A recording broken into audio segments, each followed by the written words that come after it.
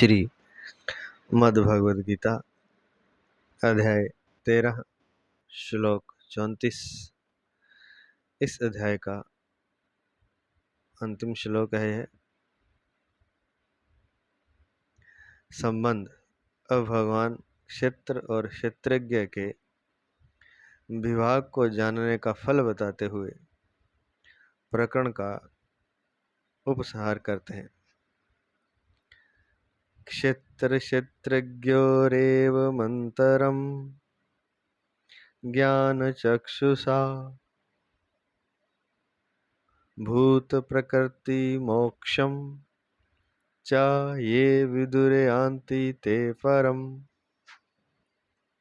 इस प्रकार जो ज्ञान रूपी नेत्रों से क्षेत्र और क्षेत्रज्ञ के विभाग को तथा कार्य कारण सहित प्रकृति से स्वयं को अलग जानते हैं, वे परमात्मा को प्राप्त हो जाते हैं।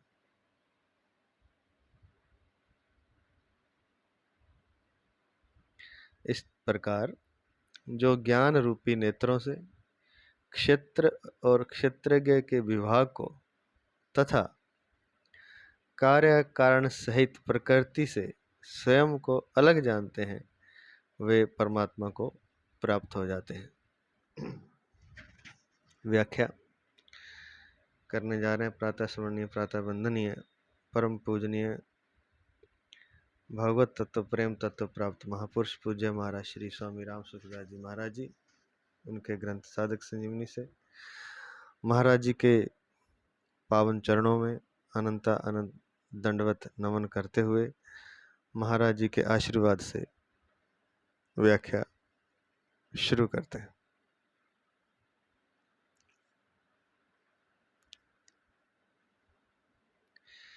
व्याख्या। ज्ञान मार्ग विवेक से ही आरंभ होता है और वास्तविक विवेक अर्थात बोध में ही समाप्त होता है।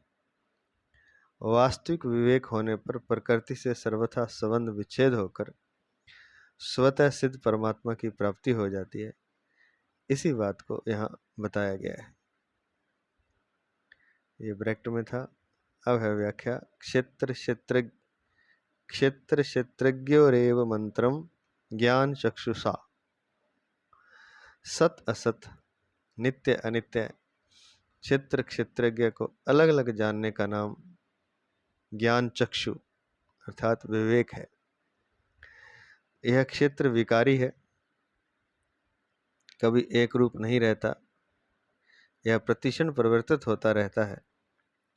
ऐसा कोई भी क्षण नहीं है जिसमें यह स्थिर रहता हो, परंतु इस क्षेत्र में रहने वाला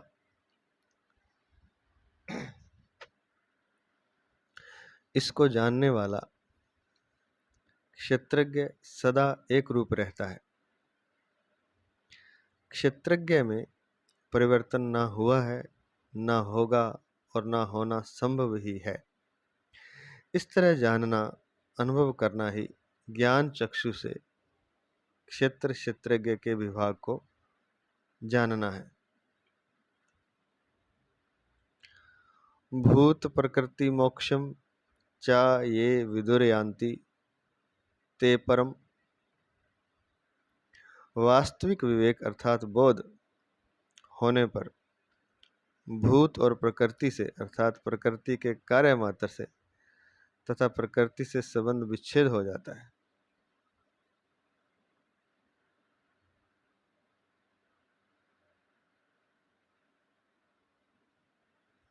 वास्तविक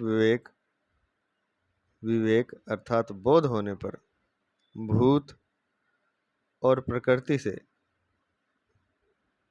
अर्थात प्रकृति के कार्य मात्र से तथा प्रकृति से संबंध विच्छेद हो जाता है।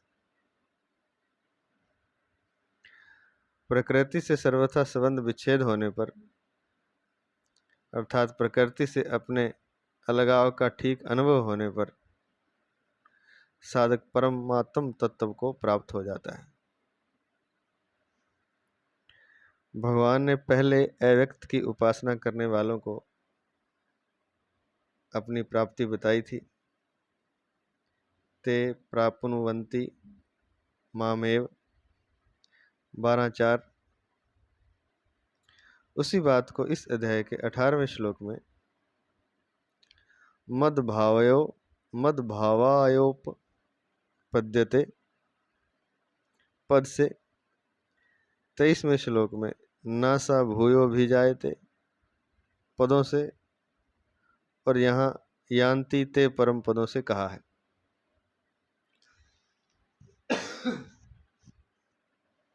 ज्ञान मार्ग में देहाभिमान ही प्रधान बाधा है। इस बाधा को दूर करने के लिए भगवान ने इसी अध्याय के आरंभ में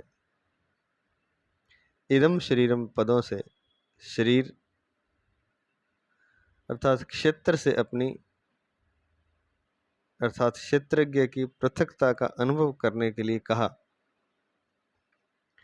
इस बाधा को दूर करने के लिए भगवान ने इसी अध्याय के आरंभ में इदम शरीरम पदों से शरीर से अपनी पृथकता का अनुभव करने के लिए कहा, अर्थात क्षेत्र से क्षेत्रज्ञ की पृथकता का अनुभव करने के लिए कहा इदम शरीरम पद से।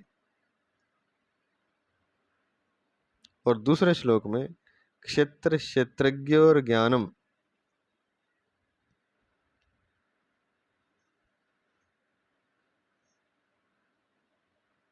पद से क्षेत्र क्षेत्रज्ञ के ज्ञान को वास्तविक ज्ञान कहा। फिर क्षेत्र क्षेत्रज्ञ की पृथकता का कई तरह से वर्णन किया। अब उसी विषय का उपसंहार करते हुए भगवान अंत में कहते हैं कि क्षेत्र क्षेत्रज्ञ की पृथकता को ठीक ठीक जान लेने से क्षेत्र के साथ सर्वथा संबंध विच्छेद हो जाता है।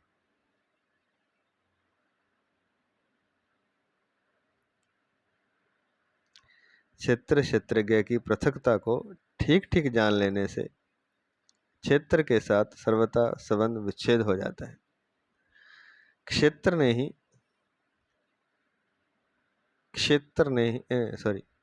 क्षेत्रज्ञ ने ही परमात्मा से विमुख होकर परमात्मा से भिन्नता मानी है, और क्षेत्र के सम्मुख होकर क्षेत्र से एकता मानी है।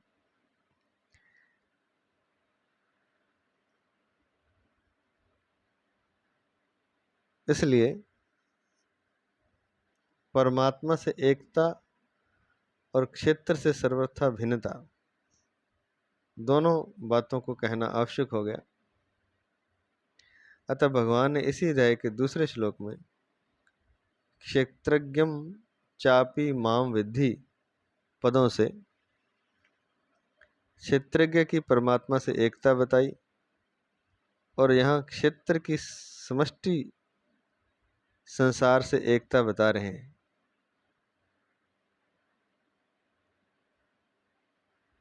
दोनों का तात्पर्य क्षेत्रज्ञ और परमात्मा की अभिन्नता बताने में ही है।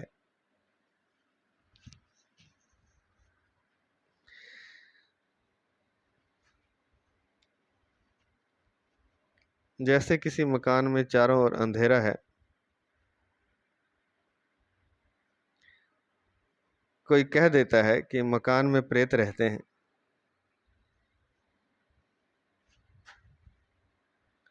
तो उसमें प्रेत दिखने लग जाते हैं, अर्थात उसमें प्रेत होने का वहम हो जाता है। परंतु किसी साहसी पुरुष के द्वारा मकान के भीतर जाकर प्रकाश कर देने से अंधेरा और प्रेत दोनों ही मिट जाते हैं। अंधेरे में चलते समय मनुष्य धीरे धीरे चलता है कि कहीं ठोकर ना लग जाए, कहीं गड्ढा ना आ जाए, उसको गिरने का और साथ ही बिच्छू, सांप, चोर आदि का भय भी लगा रहता है।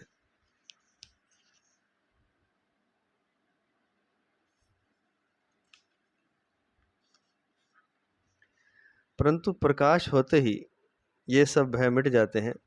ऐसे ही सर्वत्र परिपूर्ण प्रकाश स्वरूप परमात्मा से विमुख होने पर अंधकार स्वरूप संसार की स्वतंत्र सत्ता सर्वत्र दिखने लग जाती है और तरह तरह के भय सताने लग जाते हैं। परंतु वास्तविक बोध होने पर संसार की स्वतंत्र सत्ता नहीं रहती और सब भय मिट जाते हैं। एक प्रकाश स्वरूप परमात्मा ही शेष रह जाता है।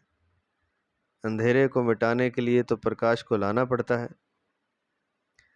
परमात्मा को कहीं से लाना नहीं पड़ता।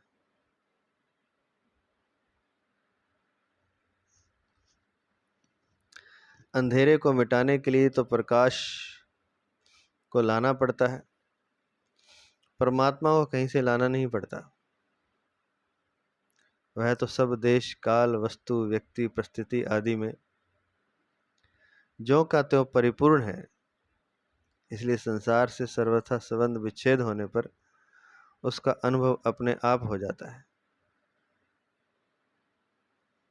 तो प्रकाश को तो लाना पड़ता है अंधेरा मिटाने के लिए, कोई टॉर्च लानी पड़ेगी, कोई बल्ब जगाना पड़ेगा, कोई दीपक लाना पड़ेगा, लेकिन परमात्मा को कहीं से लाना नहीं, बस केवल विवेक द्वारा उसे अनुभव करना ही शेष है।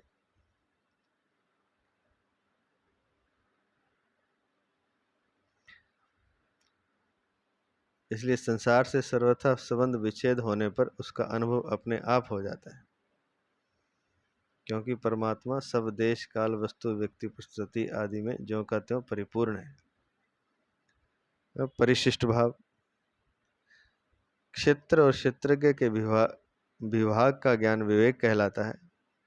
जो साधक इस विवेक को महत्व देकर क्षेत्र और क्षेत्रज्ञ के विभाग को ठीक ठीक जान लेते हैं तथा प्रकृति और उसके कार्य शरीर को स्वयं से सर्वथा अलग अनुभव कर लेते हैं, वे चिन्मय परमात्मा तत्व को प्राप्त हो जाते हैं। उनकी दृष्टि में एक चिन्मय तत्व के सिवाय कुछ नहीं रहता।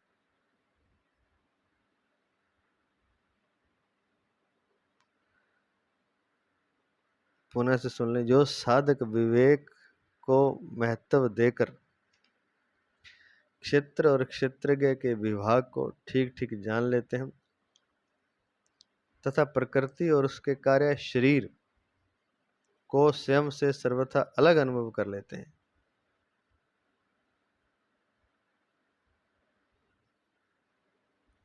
वे चिन्मय परमात्म तत्व को प्राप्त हो जाते हैं।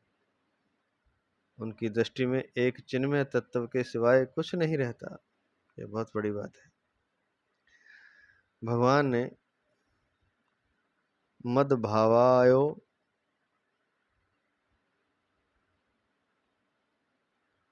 भगवान ने मद्भावायोपपद्यते 13-18 पद से सगुण की प्राप्ति बताई है, और यहाँ ये विदुरयांति ते परम पदों से निर्गुण की प्राप्ति बताई है। वास्तव में मद्भाव और परम की प्राप्ति एक ही है।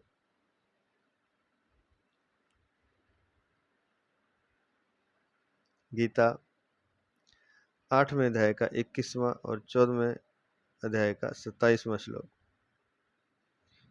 वास्तव में मद्भाव और परम की प्राप्ति एक ही है। मद्भावायोपपद्यते पद से सगुण की प्राप्ति बताई है 13-18 में, और यहाँ इस श्लोक में ये विदुर यांति ते परम पदों से निर्गुण की प्राप्ति बताई है।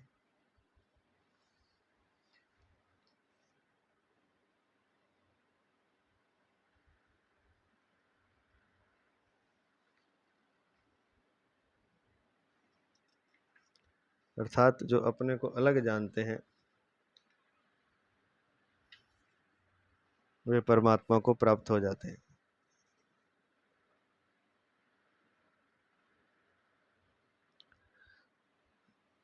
तो 34वां श्लोक जहाँ पूर्ण होता है, ओम तत्सदिति श्रीमद्भगवद्गीतासूपनिषत्सु ब्रह्म विद्यायां योग शास्त्रे श्री कृष्णार्जुन संवादे क्षेत्र क्षेत्रज्ञ विभाग योगो नाम त्रयोदशोऽध्यायः। इस प्रकार ओम तत्सत इन भगवान नामों के उच्चारण पूर्वक ब्रह्म विद्या और योग शास्त्र में श्रीमद् भगवद गीतोपनिषद रूप श्री कृष्णार्जुन संवाद में क्षेत्र क्षेत्रज्ञ विभाग योग नामक 13वां अध्याय पूर्ण हुआ। इस 13वें अध्याय में क्षेत्र और क्षेत्रज्ञ के विभाग का वर्णन किया गया है। क्षेत्र अलग है और क्षेत्रज्ञ अलग है, ऐसा अनुभव हो जाने से क्षेत्रज्ञ का परमात्मा के साथ योग हो जाता है जो कि नित्य है। इसलिए इस अध्याय का नाम क्षेत्र क्षेत्रज्ञ विभाग योग रखा गया है। 13वें अध्याय के पद, अक्षर और उवाच। नंबर 1, इस अध्याय में अथ त्रयोदशोऽध्यायः के 3, श्री भगवानुवाच के 2, श्लोकों के 408 और पुष्पिका के 13 पद हैं। इस प्रकार संपूर्ण पदों का योग 426 है।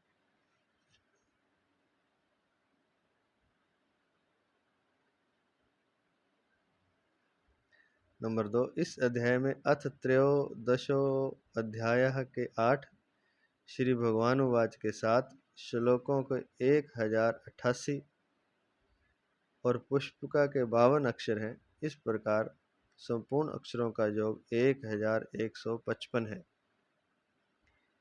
इस अध्याय के सभी श्लोक 32 अक्षरों के हैं। नंबर 3, इस अध्याय में एक उवाच है, श्री भगवानुवाच।